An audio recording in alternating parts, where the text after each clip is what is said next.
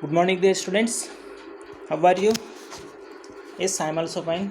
Yes, I hope you are also fine. So, rights are very important. Yes, rights which is provided by the Indian Constitution. Yes, and we have if we have right, then only we can achieve something. Otherwise, we could not achieve anything. Yes. Okay. So we are going to discuss about the human right, which is provided by our Indian Constitution. Yes. So.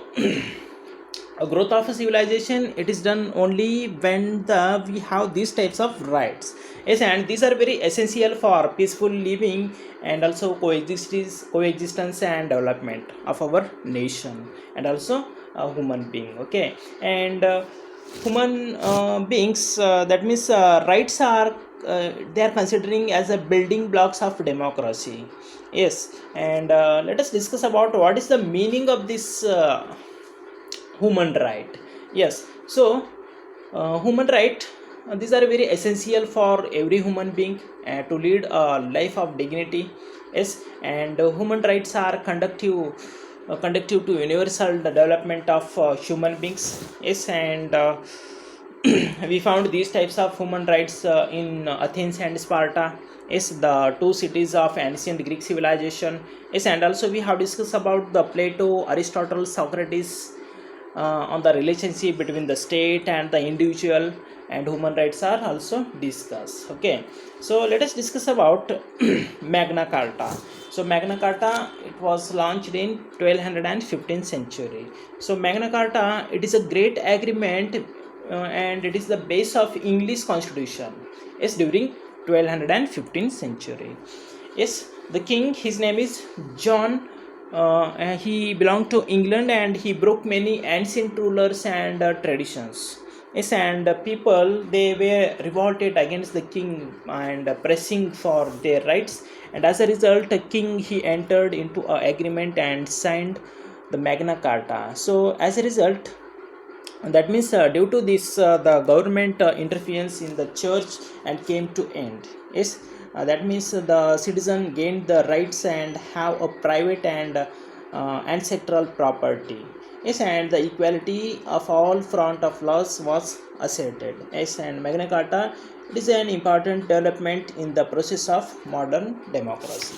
Yes, and like this, John Locke, who presented the first systematic discussion of human being, that is natural rights. And according to him, the basic rights which cannot given to any individuals, that means every individual is born with the rights of living and freedom. Yes, and this gave prominence to individual rights. And the bloodless revolution, that is of 1618, that worked in support of this. And as a result, in 1689, bill of rights was implemented. Yes, and next uh, revolution that took place in America and France due to the influence of John Locke, Rousseau, and Montesquieu. The American Independence War that declared in 1787 is, and the list of human rights were declared on December 15, 1791.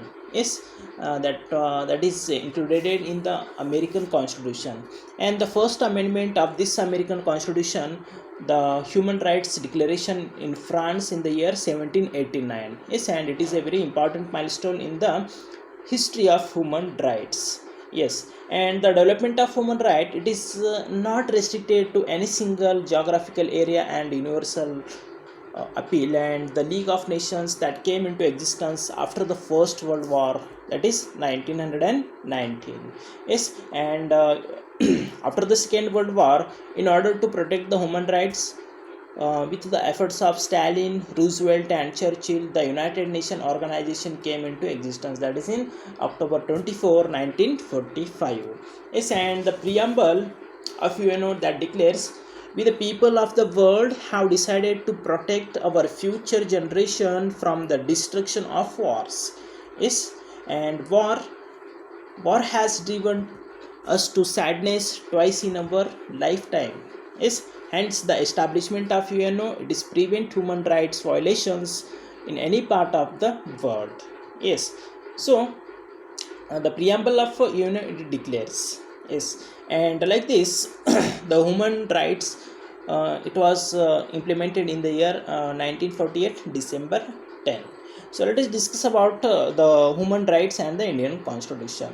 Yes, so declaration of human rights by the UNO it is discussed in the preamble and fundamental rights part of our Indian constitution. Yes, and in our Indian constitution, that means in our preambility, equality, fraternity and freedom are also discussed. Yes, and in our Indian constitution, the third part of our Indian constitution from article 12 to 35 under the fundamental rights is also there. Yes, and there were 7 fundamental rights in our original constitution. Later, by making 44th amendment of our Indian constitution in the year 1978, the right of property it was taken out from the fundamental rights. Yes, so now there are 6 fundamental rights are there. Got it? So you can see here, so first one is right to equality is there. Next, right to freedom is there. Right against exploitation is there. Yes, and next, right to religious freedom is there. Cultural and educational right is there, and right to constitutional remedies is there. Got it? So these are the important rights which is provided by our Indian constitution. Got it? Let us discuss about the difference between the fundamental rights and human rights. Okay, so human rights are very universal in nature, and it is very necessary for the holistic development of human beings, and this is affect the dignity of human beings, and their violation are not protected by the court and laws, but the fundamental rights are ensured by the constitution. Yes, and their violation are addressed by the Supreme Courts. Yes, so that's why the fundamental rights are very important. Got it? Let us discuss about the some institutions of human rights protection. Yes, so the United Nations organization they held a meeting with all the members of state in 1966, and they directed all the member states to remain committed to the protection of human rights. Okay, so that's why an international human rights commission was formed in the international level. Yes, and next, national human rights it was established in the year 1993 to protect the human rights. Got it? And next, the chairman should be the retired judge of this Supreme Court. That means the National Human Rights Commission, the chairman of this commission, the retired Supreme Court judge, he can become the chairman of this commission. Okay, and the chairman and the members are appointed by the President of India. Yes, and their tenure is 5 year. Okay, and 70 year of age, which where is early. Okay, and they receive remuneration as a fixed by central government. That means the salary which is provided by the central government. Okay, and they can function they can function independently without any prejudice of interference. Okay, and next one is the state human rights is there. Okay, so it was established in the year 1993 in the state level. Yes, and they can take also human right violation cases. Yes, and they can solve these types of cases, and there were one chairman and 2 members, and chairman he should be a retired judge of the High Court.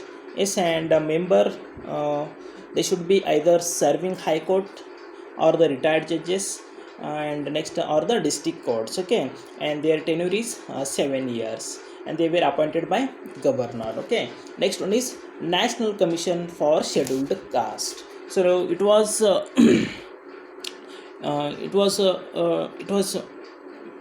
that means this National Commission for Scheduled Caste it was done in 2003 by making 89th amendment of article 338. So National Commission for Scheduled Caste and National Commission for Scheduled Tribes were formed by making 89th amendment. Okay, so so there is also one chairman, and one more is vice chairman, and 3 members are also there.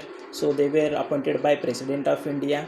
Yes, and next the commission they have also provided needed information and statistics to the central government and state government.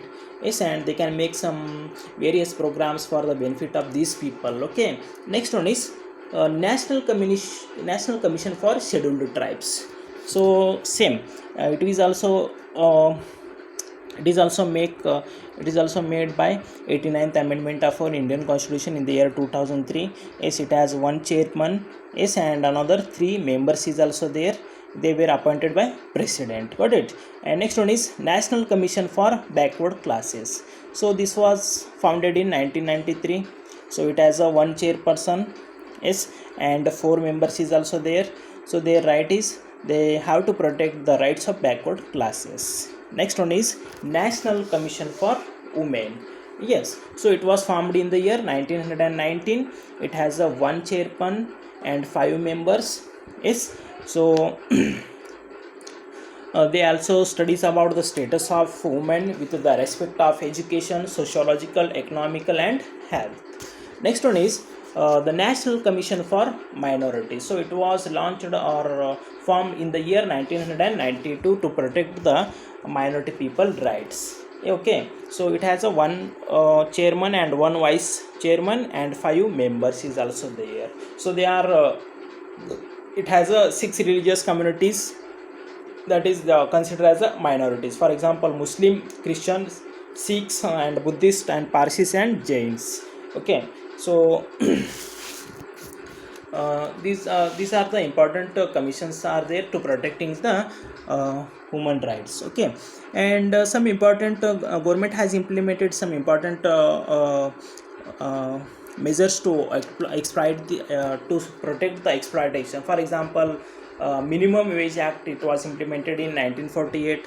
Next one is Prevention of Unethical Activities Act 1956. Next, Prohibition of Dowry Act in the year 1961. Next, Prohibition of Bonded Labor Act 1976. Sati Prevention Act 1987. Human Right Protection Act 1993. Yes, and Right to Information Act 2005. Next, Domestic Violence Prevention Act in 2005. So this is all about human rights. Okay, thank you for watching this video.